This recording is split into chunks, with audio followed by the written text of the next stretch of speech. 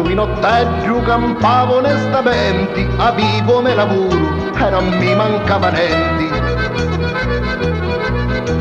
O sabato e la domenica ne usciva con gli amici, chitarre schipicchiati ed eravamo felici. Ma poi cambiare i tempi, restai disoccupato, moglie e figlia a carico, era proprio un guaiato. Pensai in tale momenti che meglio cose fare, mica giusto imbrogli, ma vai, te me compari.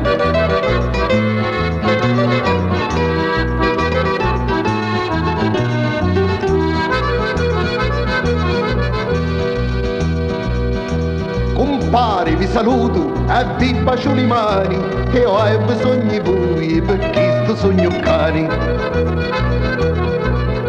A voi gente rispetto e persone assai influenti, non c'è nudo in giro che vi rifiuta talenti.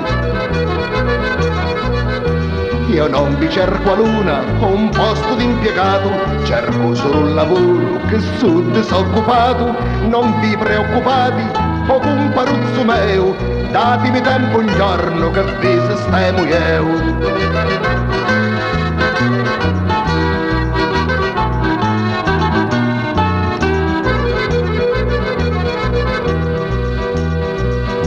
E dopo un po' di tempo che io già lavoravo, mi spuntano compari e io già mi priavo.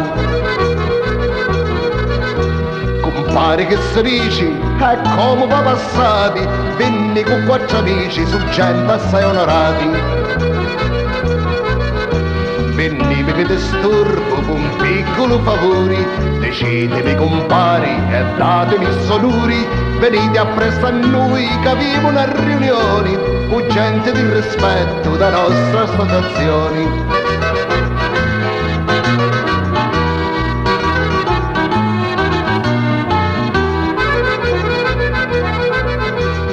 Sai, tra me e mia, forse c'è una mangiata, o forse che eravamo a tavola gonzata.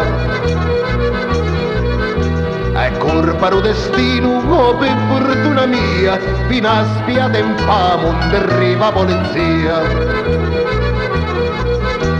Telefono a San Peso, un banco d'imponenti, a voglia di gridare che io era innocenti, e dopo 4 mesi chiuso come un animale, mi dessero 3 anni peggio di un criminale, mi dessero 3 anni peggio di un criminale.